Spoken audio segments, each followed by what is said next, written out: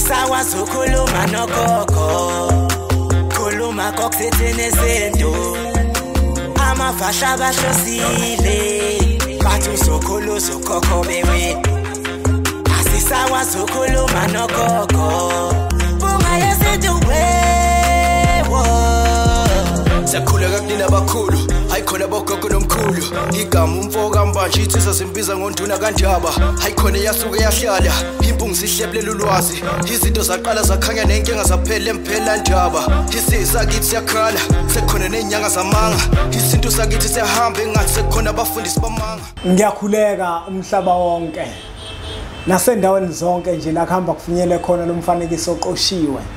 Uma kukuthi umusha ke kule channel ibizo lami ngumlekeleli umfoka mbanjwa ukhathini ngumshana wakofuze fulele omashiya amahlangatha azoshumayela la ngikhona ke bafowethu ngiseThekwini kwaZulu Natal ngila nje kuWest Street kunendawo bafowethu ekuthiwa kuse West Walk ikhona la sikhona sise 4th floor eoffice number 420 njengoba nje uke uzwe amahuthi umgwaqo lo esingakuona umgwaqo matasa kakhulu kodwa ke ngiyakuthanda mbukelo impunga yesintu ngoba awukazi ukukhonondele lo ukuthi kunamahuthi pip ngoba into yenzayo wena awulaleli lawo mahuthi ulalela impunga yesintu ngoba into idingayo nosuku ufuna ukuyizwa into esuke ikhulunywa impunga yesintu.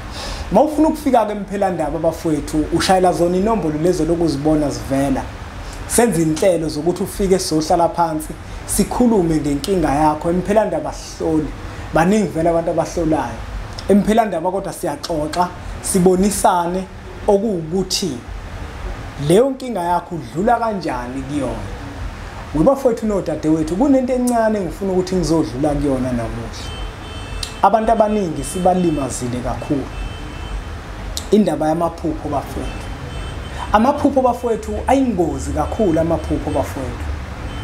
Yingakho kubalekile ukuthi uma kwenzekile waba nephupho thola umuntu owaziyo ukuthi uphiwe ukwahlaziya amaphupho. Ungafuni umuntu onolwazi lokuhlaziya amaphupho ngoba uyingozi umuntu bafowethu onolwazi. Umuntu onolwazi wenza ucwaningo uhambe lifuna ulwazi elicoshela kwesinye isikhathi kuyenzeka licoshele kubantu ekungebona athola ulwazi okungelona alibambe lo muntu kuthi makufika omunye umuntu efuna ulwazi kuyena amnikeze lo lwazi alithole kubantu ekungebona okungelona kanti umuntu onesiphiwo akalifuni ulwazi. Umuntu onesiphiwo yonke into iyafika kuyena. Ngizokwenza isibonelo nje ngempunga yesintu ngingasho ukuthi ngisho ukuthini. Yabona mina bafowethu nodadewethu akukhona elilodwa ikhehla okanye umuntu ongathi sike sihlale naye phansi angixoxele angiphe ulwazi. Akekho noyedwa umuntu ongathi nje ngake ngafika kuyena ngazocoshela ulwazi akekho noyedwa. Mina into ngizwa sengiyikhuluma ikakhulukazi nje mangemsakazweni noma ungabuzani ngizokuphendula ngendlela futhi ezokugculisa. Ngithi nami bese sengilalela uhlelo ngoba ngisuke ngingazizwa mina ukuthi ngithini. Ngizwa ngabantu nje bethe imfuka mbanja ha. Hey uhlelo lanamhlanje ngithi mina ngithi mangililalela nami ngizwe ukuthi hey bekunzima kakhulu. Yonke into iyazifikela mina bafowethu kumina ngithi ngicacise lokho ukuthi mina ngiyona iresearcher. Akukho la ke ngihambe khona ngithi ngofuna ulwazi lwesintu kodwa into ngithuka sengiyikhuluma ngithuka sengiyichaza ngoba into eyisiphiwo kumina. Ezinye izinto ngizixoxelwa abantu abadala ngilele ebusuku ngivele ngiphupha ikhehla ngihleli nalo phansi ikhehla lengixoxela lithi ukuthi kuukuthi nokuthi ngivuke mina ngibhale phansi njengoba kukhona nezincwadi nje esizibhalayo. Engisho ukuthi ke bafowethu ayikho into eyingozi njenganokuthi iphupho ufuna incazelo kumuntu onolwazi lwamaphupho ngoba ulwazi uyalicoshela umuntu uhambe lithatha. Uyazi ukuthi kunomuntu oke abe nephupho aphuphe umfowabo emdubula omunye aphupha umfowabo enza into embi uma emphupha umfowabo enza into embi avuke ekseni, uma evuka abuze kumuntu onolwazi ukuthi ngiphupha umfowethu la uyangidubula, ngiphupha umfowethu la uyangigwaza, ngiphupha umfowethu la uthatha into ethile uyangijikijela ngayo, uma ngijikijela ngayo lento ethile kwase kwenzeka ukuthi kumina. Lo muntu onolwazi avela athi umfowenu uyakuthakatha, kanti sitha sivele sacasha ngomfowenu ngenkathi senza lento embi kuwena. Uyazi bafowethu, kunamuhla kukhona abantu ababethandana kakhulu, uthando lwabo luluhle, bethandana labantu noma ubabheka nje ubone ukuthi labantu laba bayathandana labantu, ubone futhi ukuthi labantu baphila kahle othandweni labo, kodwa namhlanje abasathandani ngesizathu sokuthi oyedwa wabo waba nephupho, wabona lo munye athandana naye ejola, wafuna incazelo kumuntu onolwazi lwamaphupho. Uma emtshela lo nolwazi lwamaphupho wavele wathi hayi, abantu abadala bakukhombisa ukuthi umuntu wakho uyajola, kanti kunesichitho esithile ababashaya ngaso. Kwavele kwathathwa isithombe nje, makuthathwa isithombe sasetshenzwa kwabe sekuphephetwa oyedwa wabo, okuwukuthi abone ukuthi lo abambisene naye kwezothando uyajola. Lo muntu okuhlaziyela wena iphupho ngoba ulihlaziya ngolwazi wangakubona konke lokho, okuwukuthi lento yinto vele yakhiwa ukuthi mina nobabili izonehlukanisa. Wavula kutshela ukuthi abantu abadala bakukhombisa ukuthi lo muntu wakho uyajola, baxabana kwasuka ingxabano bahlukana. Kanti yina amaphupho ayofika kuthina bafowethu nodadewethu akuwona wonke ayoba amaphupho ayimiyalezo abantu abadala. Amanye amaphupho kuyenzeka kuba amaphupho obumnyama, kuba amaphupho azodunga impilo yakho. Kunamuhla kunomuntu okephehlweni uyathwasa kumanje, kwaba khona iphupho elithile lafika kuyena lele ebusuku, lamkhomba ukuthi akahamba aye kothwasa, kodwa kuba sikaze sibe khona isangoma egazini kuye, akanaso leso sipho okuwukuthi yena kuhamba isikhathi abe isangoma, kodwa kwakhiwa iphupho elithile, bamakhela iphupho elithile, waziphupha manje sehamba emphelandaba eyakokwethwasa. Ngoba bafethu kunento ebalekile kufanele siyiqaphele kakhulukazi thina esidla inkamba zabantu abadala. Abantu abasilekelelayo akubona bonke abaqotho, iningi labo liyathanda ukuba namathwasa, ngoba ukuba namathwasa ukwenza ukuthi uhlomule. Iningi labo liyaganga, uyekeni ukuganga bantu enilekelela abantu, musana ukufaka izinto ezizobakhombisa ukuthi abazothwasa kunina. Oyibheka nawe lento umbukelo wempunga yesintu, ungadli inkamba bese zikukhombe kuyena lo muntu okade kumisele zona inkamba ukuthi hamba uthwasa kuyena. Lelo phupho lelo ozala kuthina sikuhlaziyele thina, sokuhlaziyela thina ngendlela ekuyiyona, sokutshela thina ukuthi ungayi lapho, ungayi kothwasa, ngoba amaphupho bafowethu abantu bakhohlakele bayakwazi ukukwakhela iphupho. Umuntu angakhokhela iphupho bafowethu elizokutshela ukuthi wena kufanele uze le ekhaya, uzothwasa le ekhaya, uthenge imoto le ekhaya, uthenge inkomo le ekhaya, kanti into akuphephethe ngayo. Kwafika iphupho lobumnyama kuwena, walihlaziyelwa umuntu onolwazi wakutshela ukuthi hamba okwenza leyo nto.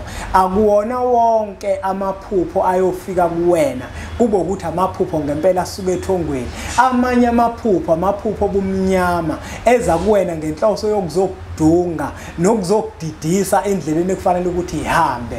Ingakho kubalekile ukuthi umkhethe umuntu ozokuhlazela iphupho, kungabi umuntu onolwazi, ngoba uzolahleka bafowethu. Nakuthina amaphupho bafowethu ayafika, ubone ukuthi yabonakele leli iphupho lobumnyama ke leli, akuyona into ekhulunywa okhokho bami le.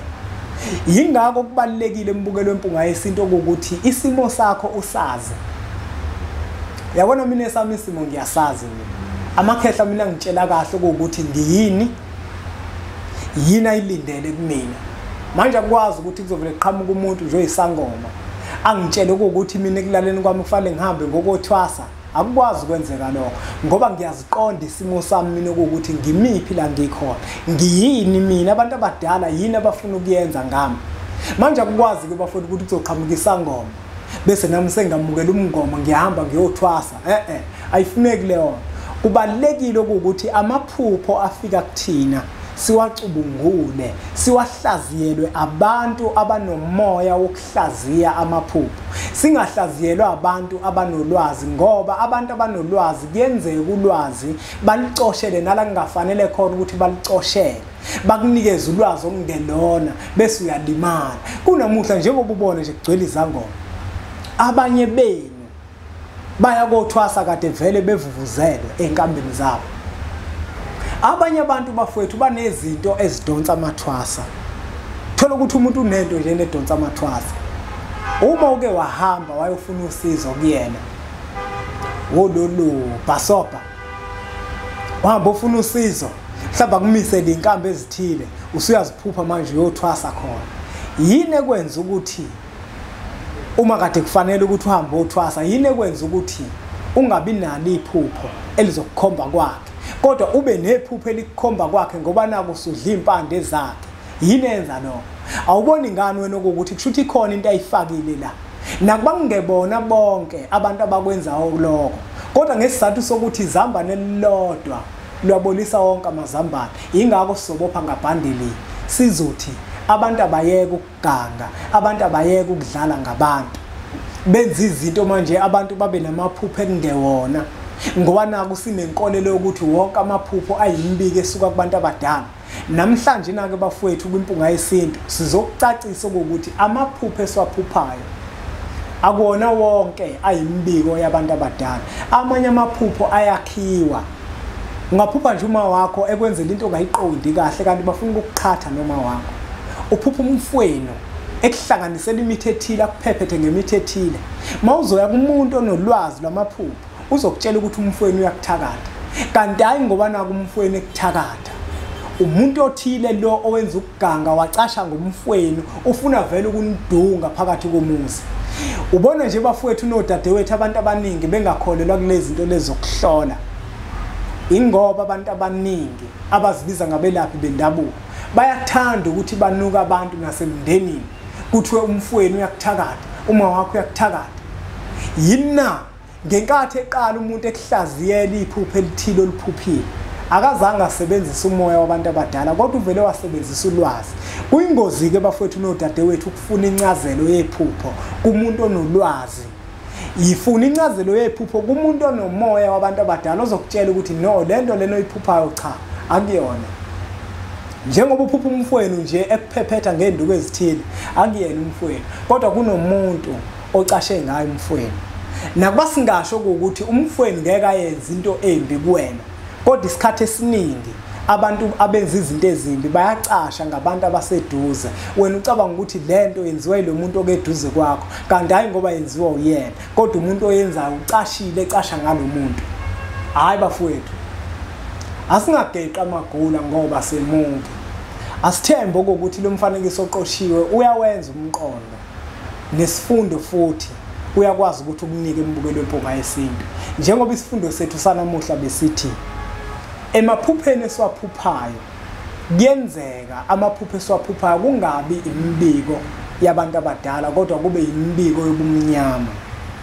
Kunabantu abakwazi ukwenza izinto ezithile ezijulile ngemithi bese bekuphephetha.